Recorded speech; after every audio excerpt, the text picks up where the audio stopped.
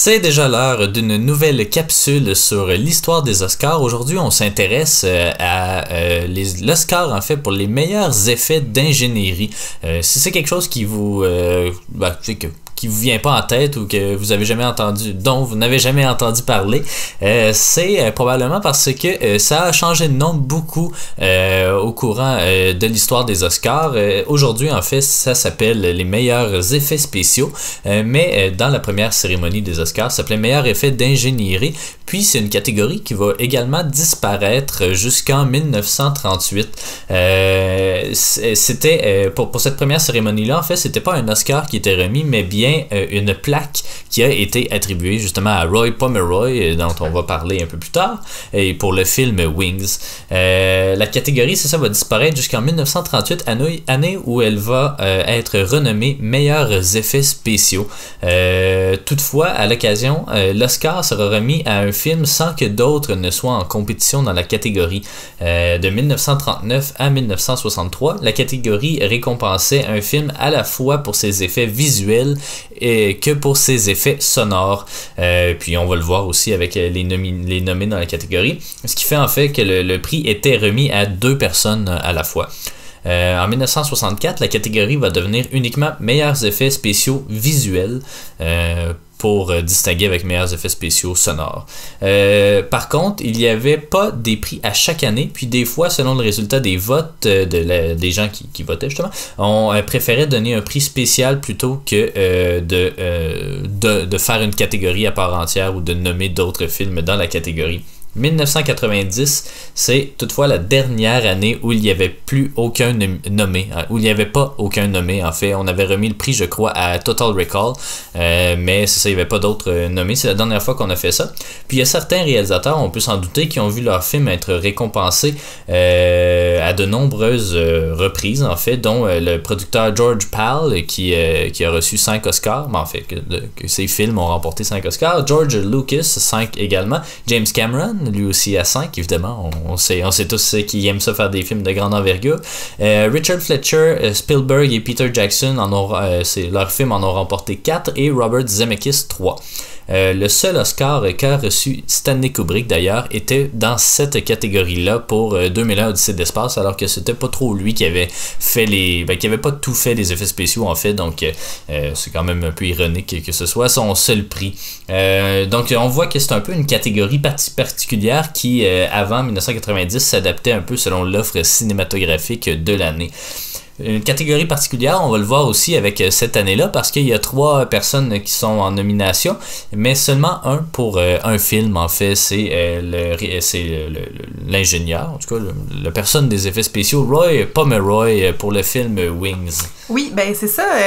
Écoute, film Wings qu'on a regardé récemment, qui est un excellent film avec des super beaux effets, mais bon, Roy... Qui a remporté d'ailleurs le meilleur film à cette édition-là. Ben oui, mais là, c'est pas spoilé tant que ça. Et avec raison, j'ai vraiment hâte là, d'enregistrer celle-là, mais bon, voilà. Donc, Roy Pomeroy, 1882 à 1947, a travaillé sur quand même pas mal de trucs, notamment les 10 commandements en 1923, où il a fait... dans le fond, l'espèce de plan où la mer Rouge se divise, donc quand même, j'imagine, assez impressionnant pour l'époque. Puis il y a aussi, à un moment donné, les lettres des commandements qui sont en feu, là, ça apparaît, puis tout ça, puis il a fait ça aussi. Il a travaillé sur Peter Pan en 1924, je sais pas quoi exactement, mais il fallait, faut bien qu'il vole. Que je le dise. Il était Head of Research à Paramount. Dans le fond, il a expérimenté beaucoup là, pour notamment ajouter du son dans les films. Il a inventé une machine pour ça, puis finalement ça a comme pas fonctionné. Par contre, il est allé étudier là un peu la technologie Vitaphone, qui était un système de son beaucoup utilisé dans les années 20 et les années 30 pour le cinéma. Puis quand il est revenu de ça, tout le monde le considérait comme un expert, puis il a réussi à avoir une nette augmentation de salaire. Il est passé de 250$ à 2500$ par semaine en 1920 quand même. Un zéro de plus. Faut le noter, hein? Donc c'est ça. Puis il a fait son premier film parlant en 1928. Puis on dit que les techniques là, qui étaient utilisées dans ce film-là sont quand même encore vues aujourd'hui. Là. Il y avait du montage alterné entre quelque chose qu'on voit et qu'on entend. Fait qu'on n'a pas nécessairement le plan de ce qui est en train d'être entendu. Puis tout ça. Donc il a quand même fait des expérimentations d'interprétation beaucoup sur justement le son et l'image en même temps. Puis ça, ça va être utile pour justement le meilleur film, là, Wings, parce qu'il y en a quand même pas mal.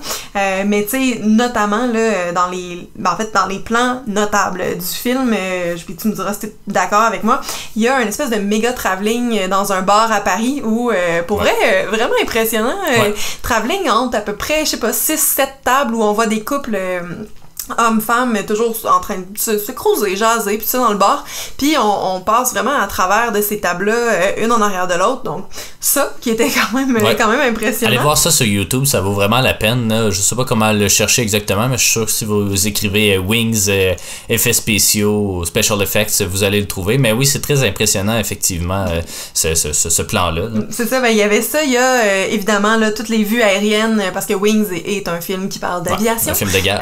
De guerre, qui suit des pilotes dans la Première Guerre mondiale.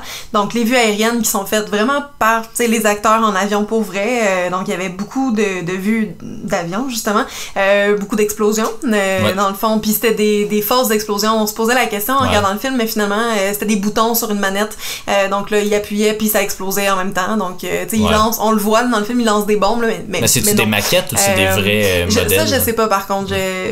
J'ai pas poussé ma recherche. Parce que toi, tu parles quand il y a un avion qui lance des bombes. Qui lance des bombes, ouais, c'est ça. C'était vraiment des détonations par le réalisateur. Dans le fond, il appuyait puis ça explosait. Donc, justement, toutes ces explosions-là. Il y a aussi un moment dans le film où le personnage principal est sous dans le même bar là, où il y a le travelling, puis on voit comme des bulles pour représenter l'alcool, puis le fait d'être un peu ivre. Puis c'était le fun. Pour vrai, tu sais, c'est ça. Il hallucine un peu des bulles, puis on sait que c'est dessiné, mais c'était quand même vraiment bien fait. Puis finalement, il y a, on l'avait remarqué aussi en regardant le film, il y a des espèces de, je sais pas comment l'expliquer, mais des transitions. Habituellement, quand, disons, il y a un plan dans une voiture, puis on voit un arrière-plan, on sent que c'est un arrière-plan un peu filmé, puis que les gens sont pas vraiment en voiture dans une rue, mais sont dans un studio. Mais là, il y a cet effet-là, alors que deux personnes se balancent dans une balançoire. Puis là, on voit une voiture arriver au loin.